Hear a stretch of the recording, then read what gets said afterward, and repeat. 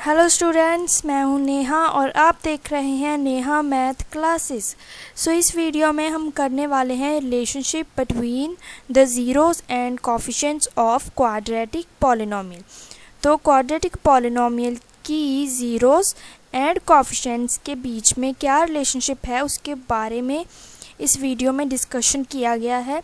तो अगर आपने प्रीवियस वीडियोस नहीं देखी हैं तो उसके लिंक्स आपको डिस्क्रिप्शन बॉक्स में मिल जाएंगे।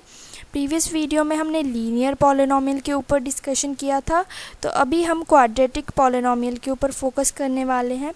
तो चलिए स्टार्ट करते हैं। और अगर आपने इस चैनल को अभी तक सब्सक्राइब नहीं किया है तो जल्दी से सब्सक्राइब बटन को प्रेस करें और साथ में लगे बेल आइकन को भी दबाएं ताकि आपको लेटेस्ट वीडियोस की नोटिफिकेशन जल्द से जल्द मिले। तो चलिए, हमारा जो टॉपिक है क्वाड्रेटिक पॉलिनोमियल, अब उसके बारे में हम क्वाड्रेटिक पॉलिनोमियल की ज़ीरोज़ एंड कोफिशिएंट्स के बीच में क्या रिलेशनशिप है, कैसे ये दोनों रिलेटेड हैं आपस में, तो इसके बारे में हम स्टार्ट करते हैं। तो सबसे पहले the number of zeros of a polynomial is equal to the degree of the polynomial. किसी भी पॉलिनोमियल की कितनी ज़ीरोज़ हमें मिलेगी वो किस पे डिपेंड करता है? Degree of the polynomial. क्योंकि क्वाड्रेटिक पॉलिनोमियल की डिग्री जो है वो कितनी होती है? 2, so it will have 2 zeros. तो क्वाड्रेटिक पॉलिनोमियल, ऐसे ये क्वाड्रेटिक पॉलिनोमियल है, ये जनरल फॉर्म होती है क्वाड्रेटिक इक्वेशन की, ax² + bx + c। यहाँ पे जो लीडिंग टर्म कोफिशिएंट है, मीन्स जो x² का कोफिशिएंट है वो नॉट इक्वल्स टू 0 होना चाहिए। बाकी 0 हो सकते हैं, b और c 0 हो सकते हैं, लेकिन जो a है वो नॉट इक्वल्स टू 0 होना चाहिए, क्योंकि अगर ये 0 हो गया तो हमारी इक्वेशन लीनियर बन जाएगी, ओके, क्वाड्रेटिक नहीं रहेगी। So the quadratic polynomial has degree 2, क्योंकि इसकी डिग्री 2 होती है, highest degree, so it will have 2 zero. तो इसकी जो ज़ीरोज़ होंगी 2 होंगी, ओके। तो हमने लेट कर ली दो ज़ीरोज़, अल्फ़ा, इसको बोलते हैं अल्फ़ा एंड बीटा, तो इस साइन को बोलते हैं हम बीटा। तो हमने अल्फ़ा एंड बीटा इस पॉलिनोमियल की 2 ज़ीरोज़ लेट कर ली। तो ज़ीरोज़ मीन्स अल्फ़ा और बीटा इस इक्वेशन में, इस पॉलिनोमियल में पुट करने पर हमारे पास आंसर 0 आता है। So let it be alpha and beta with 2 zeros. तो अगर ये ज़ीरोज़ हैं तो क्वाड्रेटिक पॉलिनोमियल के केस में इन ज़ीरोज़ का कोफिशिएंट्स के साथ क्या रिलेशनशिप है? कोफिशिएंट्स कौन कौन से हैं यहाँ पर? x² का कोफिशिएंट है a, मीन्स कांस्टेंट टर्म जो x² के साथ मल्टीप्लाई में है वो है a, एंड x का कोफिशिएंट है b, एंड कांस्टेंट टर्म है c जिसके साथ कोई भी वेरिएबल नहीं है, ओके। तो रिलेशनशिप अभी हम कैसे बनाएंगे ज़ीरोज़ और कोफिशिएंट्स के बीच में? तो हमारे पास होता है सम ऑफ ज़ीरो। सबसे पहले तो ज़ीरोज़ का सम, मीन्स ज़ीरोज़ कौन कौन सी है हमारे पास? Alpha and beta. तो दोनों का अगर हम सम करेंगे वो किसके इक्वल होगा? हमेशा -b/a के, -b/a। तो b क्या है हमारा यहाँ पर? Coefficient of x divided by coefficient of x²। तो यहाँ पर आगे आपने एक माइनस लगाना है, ओके। तो एक और रिलेशनशिप है हमारे पास, वो है प्रोडक्ट ऑफ ज़ीरोज़। तो अगर हम इन दोनों ज़ीरोज़ को मल्टीप्लाई कर दें तो वो हमेशा किसके इक्वल आएगी? c/a। तो c क्या है यहाँ पर? आप देख सकते हो, c है हमारी constant term and divided by coefficient of x²। तो x² का कोफिशिएंट है हमारे पास a, ओके। तो सम ऑफ ज़ीरोज़ होता है -b/a and product of zeros होता है हमारे पास c/a।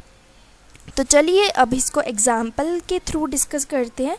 तो हमारे पास एग्जाम्पल है, सबसे पहले कोई पॉलिनोमियल है जिसमें वेरिएबल है x equals to 2x² - 8x + 6।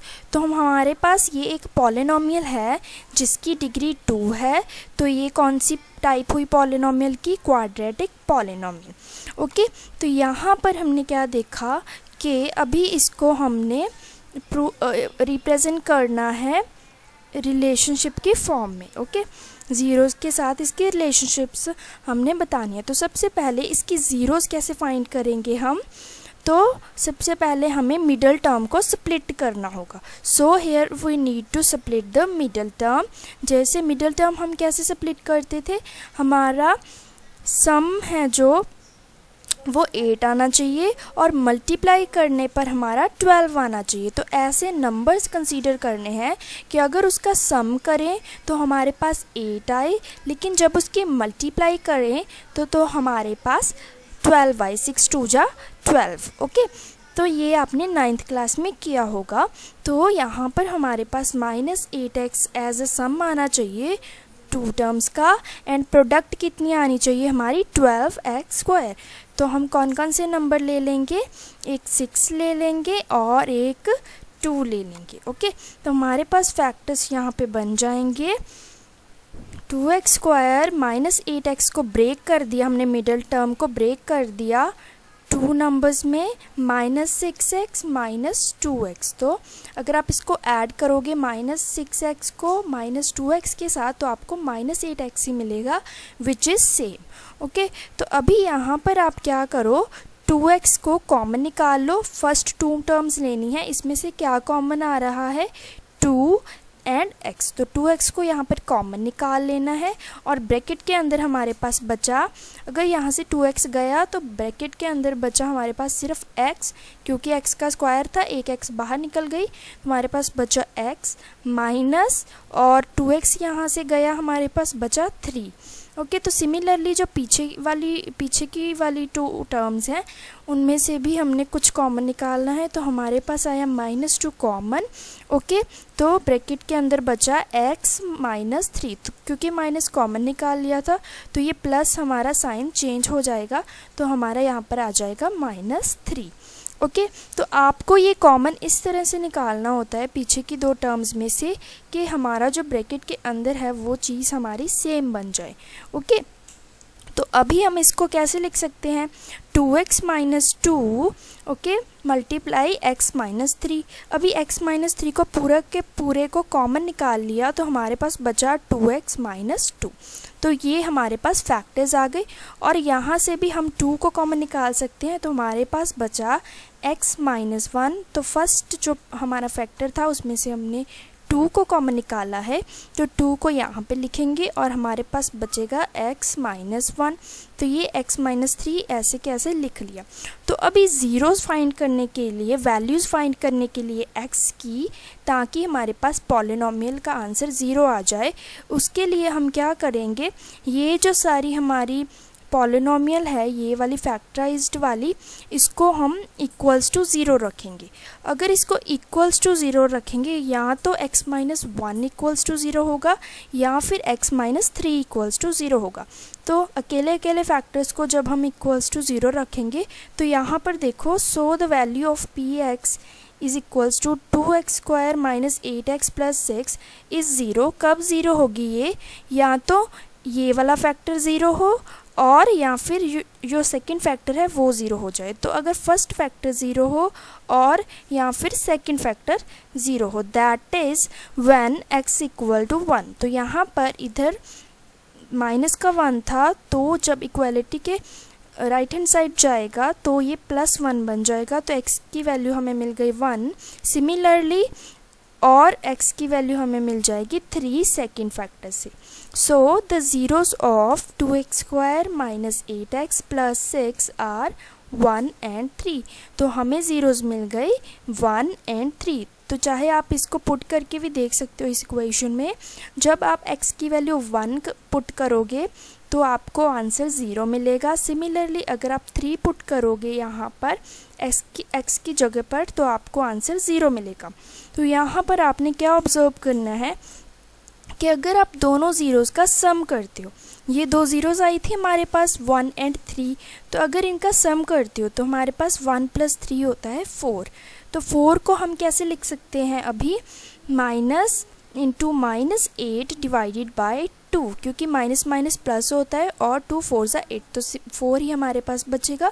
तो ये चीज़ अभी क्या है हमारे पास, तो माइनस को हमने ऐसे लिख लिया और -8 क्या था, तो -8 यहाँ पर हमारे पास कोफिशिएंट ऑफ x था, तो इसको हम 8 को हम कैसे लिख सकते हैं, -8 को कोफिशिएंट ऑफ x, क्योंकि ये कोफिशिएंट ऑफ x था हमारी पॉलिनोमियल में, डिवाइडेड बाय, अब 2 को कैसे लिख सकते हैं, ये क्या है 2, कोफिशिएंट ऑफ x स्क्वायर, तो यहाँ पर लिख दिया हमने कोफिशिएंट ऑफ x स्क्वायर। तो यही रिलेशनशिप हमने पहले भी पढ़ा था। तो सम ऑफ ज़ीरोज़ हमेशा किसके इक्वल होता है, -b/a। यहाँ पर जो b होता है वो कोफिशिएंट ऑफ x होता है, divided by coefficient of x square. Okay, similarly अगर हम प्रोडक्ट करते हैं मीन्स ज़ीरो की, तो ज़ीरोज़ 1 × 3 करेंगे जब हम यहाँ पर is equals to 3, 1 × 3 is equals to 3। Okay, 3 को अगेन कैसे लिख सकते हैं, 6 डिवाइडेड बाय 2, तो यहाँ पर 6 क्या है हमारी constant term, divided by coefficient of x square. Okay, तो constant term divided by coefficient of x square हमारा हमेशा प्रोडक्ट ऑफ ज़ीरोज़ के इक्वल आएगा।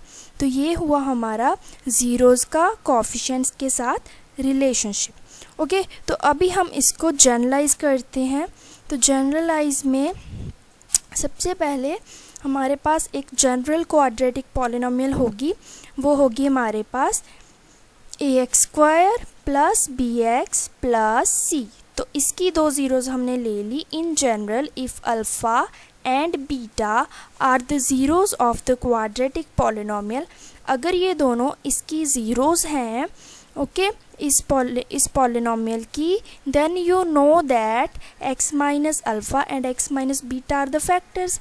अगर अल्फ़ा बीटा इसकी ज़ीरोज़ होती हैं, जैसे हमने एग्जाम्पल में किया था, अगर 1 और 3 ज़ीरोज़ थी उस क्वाड्रेटिक पॉलिनोमियल की, तो x - 1 एंड x - 3 फैक्टर्स होते थे पॉलिनोमियल के।